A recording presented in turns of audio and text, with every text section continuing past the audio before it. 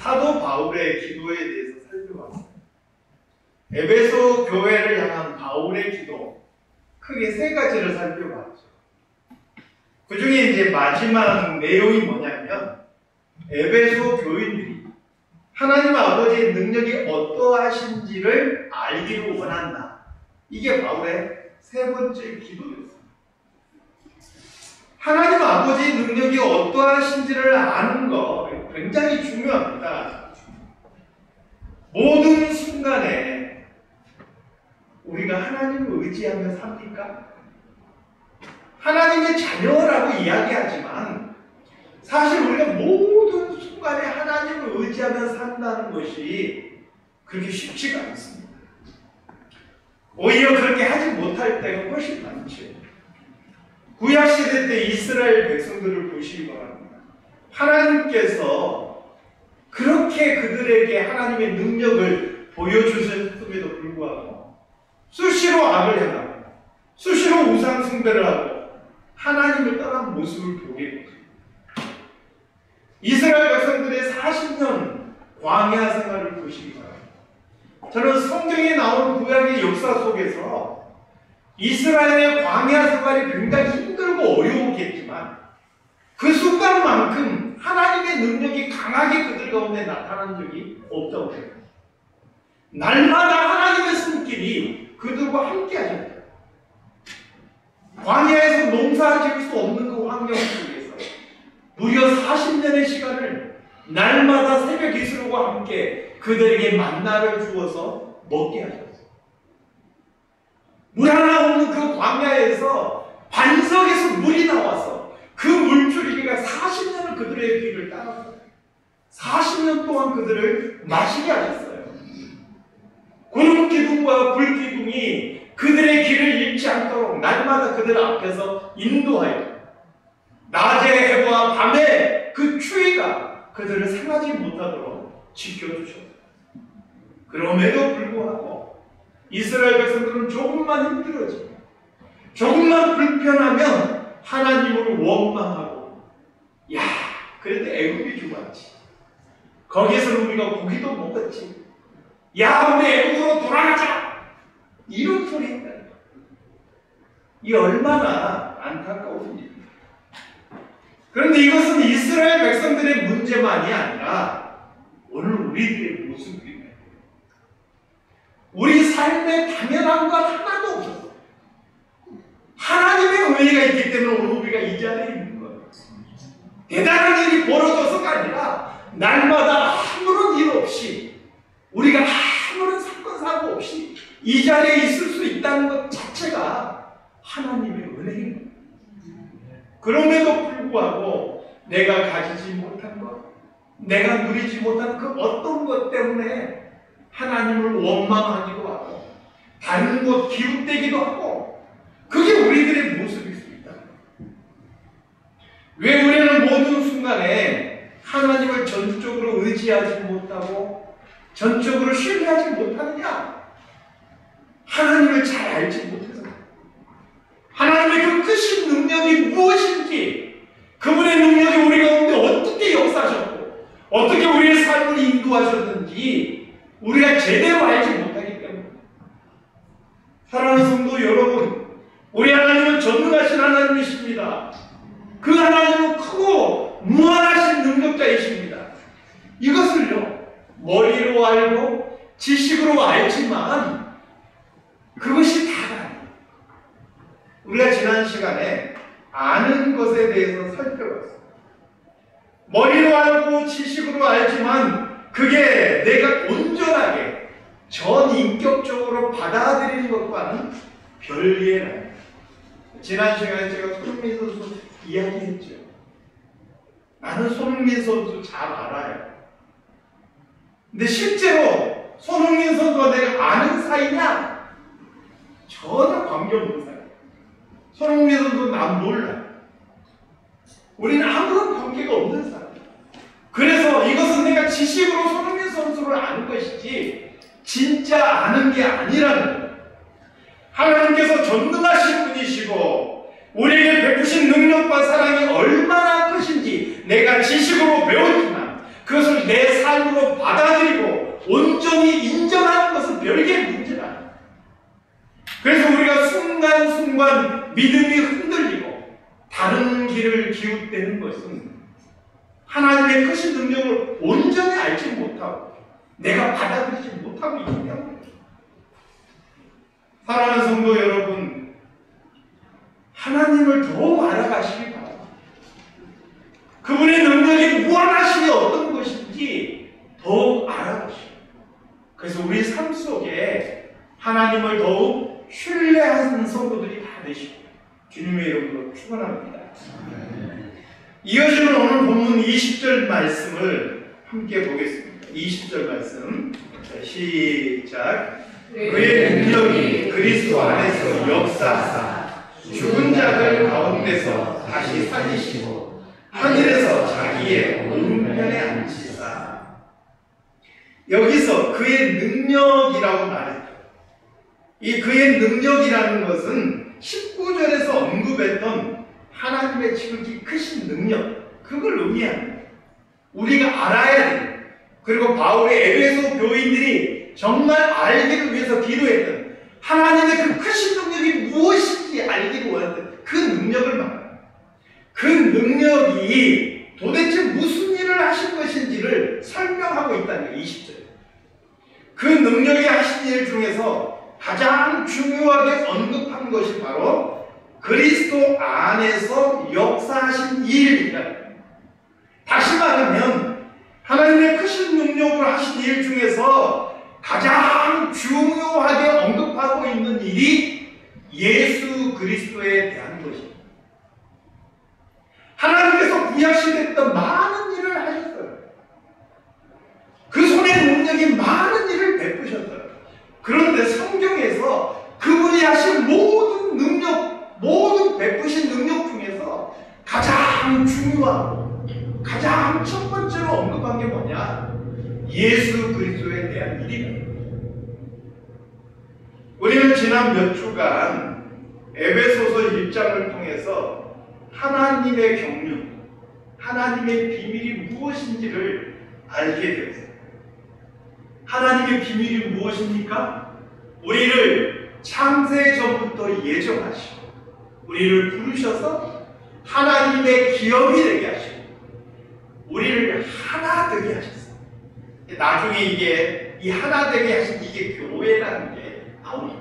그러니까 결국은 우리를 부르셔서 이 땅 위에서 하나 되게 하시고 교회로 세우시는 게 하나님의 비밀입니다. 그런데 이 모든 하나님의 계획을 가능하게 만든 가장 핵심이 바로 예수 그리스도죠. 하나님의 모든 계획과 우리를 부르시고 하나 되게 하신 모든 것이 그리스도 안에서 이루어집니다. 그래서 에베소서에서는 그리스도 안에서라는 말이 30분 넘게 반복되고 있는 거예요. 이 모든 일을 가능하게 했던 게 뭐냐? 바로 예수 그리스도라는 거예요. 예수 그리스도께서 없었다면 우리의 구원이 없어요. 예수 그리스도께서 없었다면 우리의 하나됨도 없는 거예요. 예수 그리스도께서 없었다면 하나님의 예정과 하나님의 구원 계획도 없는 거예요. 그래서 하나님의 크신 능력을 행한 일 중에 가장 중요한 핵심이 예수 그리스도이신 거예요. 이것을 오늘 본문에서는 뭐라고 표현했습니까? 그의 능력, 하나님의 능력이 그리스도 안에서 역사하사 이렇게 표현했어요. 그러면 하나님의 능력이 그리스도 안에서 우리에게 어떻게 역사했습니까? 20절에서 크게 두 가지로 우리에게 소개합니다. 첫 번째는 죽은 자들 가운데서 다시 살리셨다. 누구를? 예수 그리스도. 하나님께서 죽은 자들 가운데서 다시 살리십니다. 인간은요, 내가 알지 못하는 대상이나 알지 못하는 영역이나 알지 못하는 시간, 미래, 이 알지 못하기 때문에 거기에 대한 막연한 불안과 두려움을 가지고 있어요.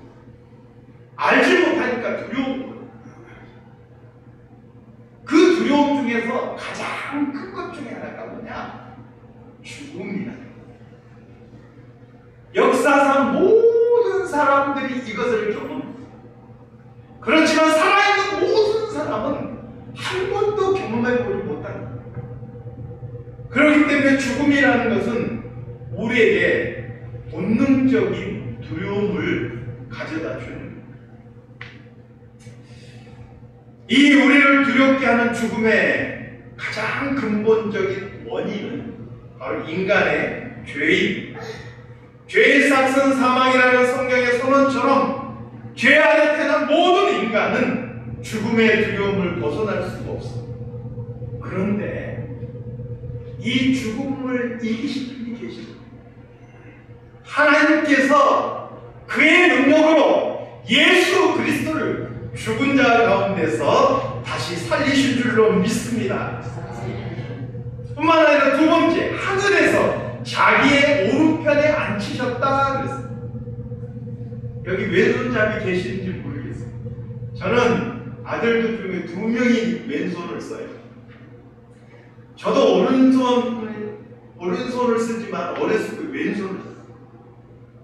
그런데 옛날 어른들 터부시 하는 게 있잖아요. 왼손 쓰면 저희 아버지께서 매를 들고 오른손으로 바꾸도록 저를 야단을 치셨어요.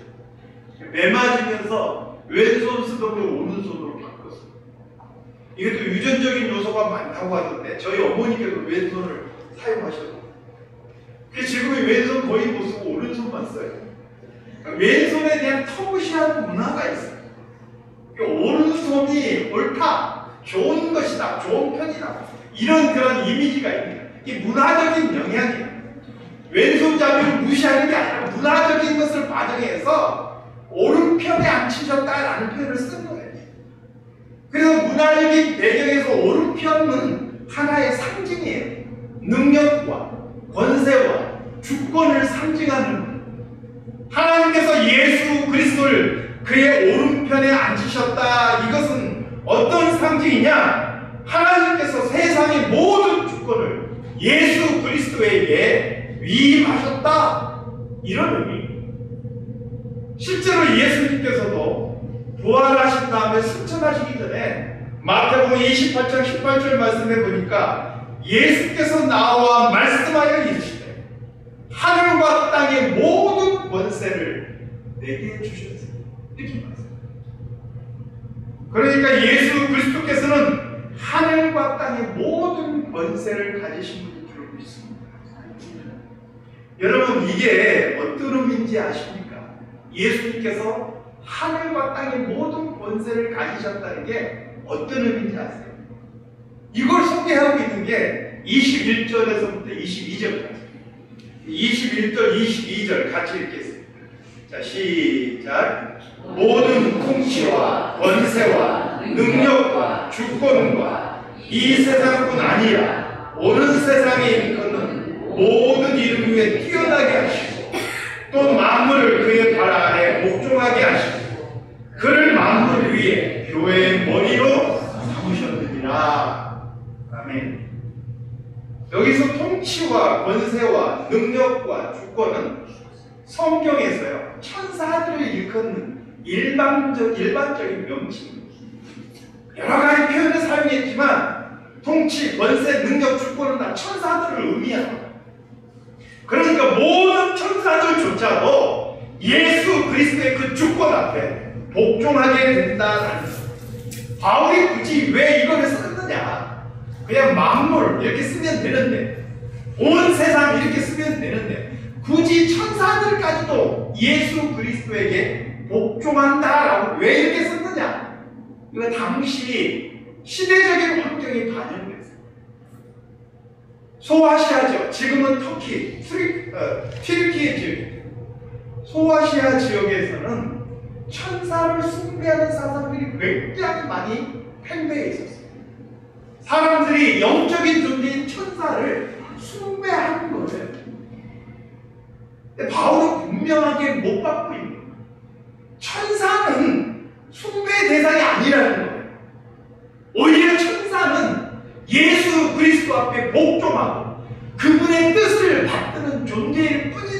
것을 분명하게 못 받고. 사랑하는 성도 여러분, 우리가 이 세상 살아가면서 우리가 경배하고 우리가 찬양하고 예배할 대상은 오직 예수 그리스도밖에 없는 줄로 믿습니다. 저는 정말 이해가 안 되는 부분이, 어떻게 사이비에 빠진 사람이 인간들을 하나님이라고 믿고 인간을 구세주라 믿고 그렇게 경배하고 따르는지 도무지 이해가 안 돼요. 우리가 믿고 경배할 분은 예수 그리스도밖에 없는 줄 믿습니다. 우리가 오랜 시간 동안 갈라디아서를 살펴봤죠. 갈라디아서 1장 6절에서 8절 말씀을 보면 바울이 이렇게 강조하고 있는 것을 우리가 살펴봤어요. 우리 한번 다 같이 읽도록 하겠습니다. 갈라디아서 1장 6절에서 8절 말씀.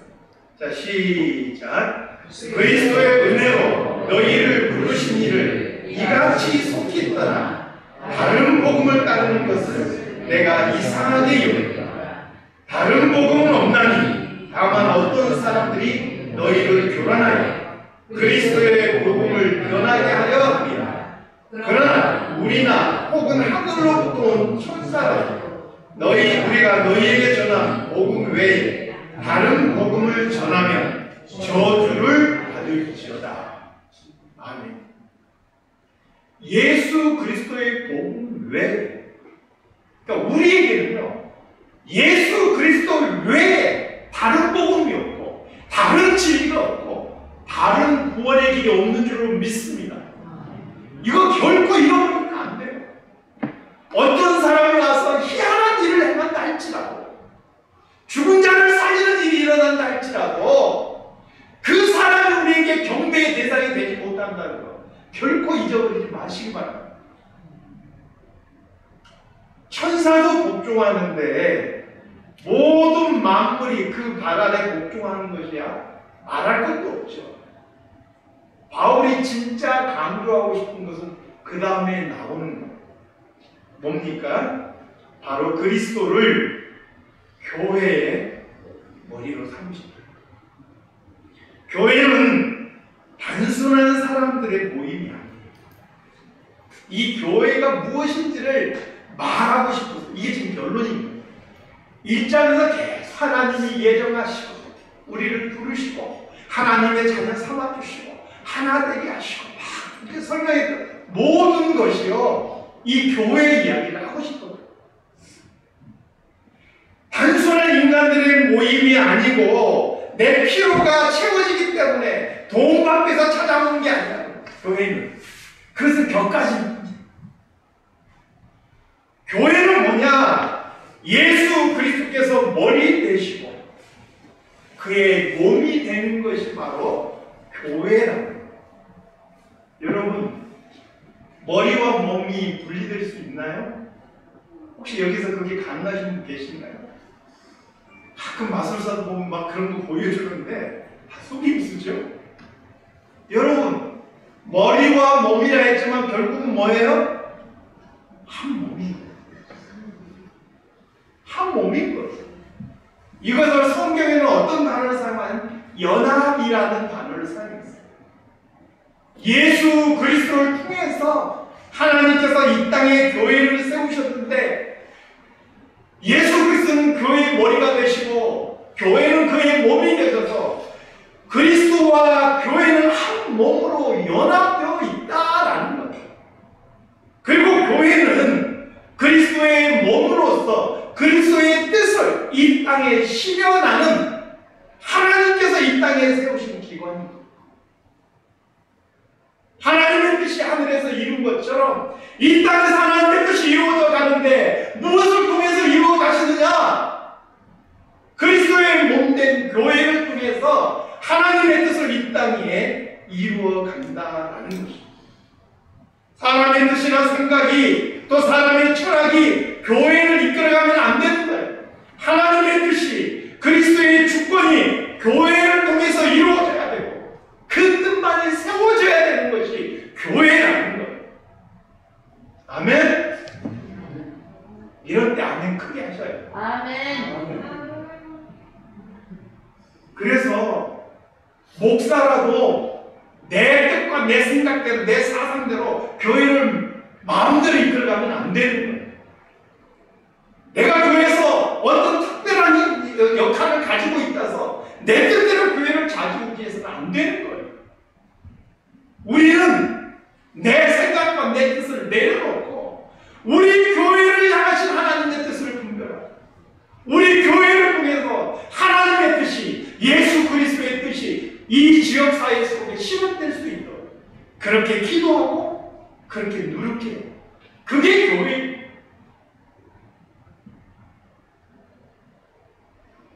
사랑하는 성도 여러분, 우리 사랑장로교회는 하나님의 뜻을 이루어가는, 하나님의 뜻이 이 땅 위에 이루어져가는 온전한 통로가 될 수 있기를 주님의 이름으로 축원합니다.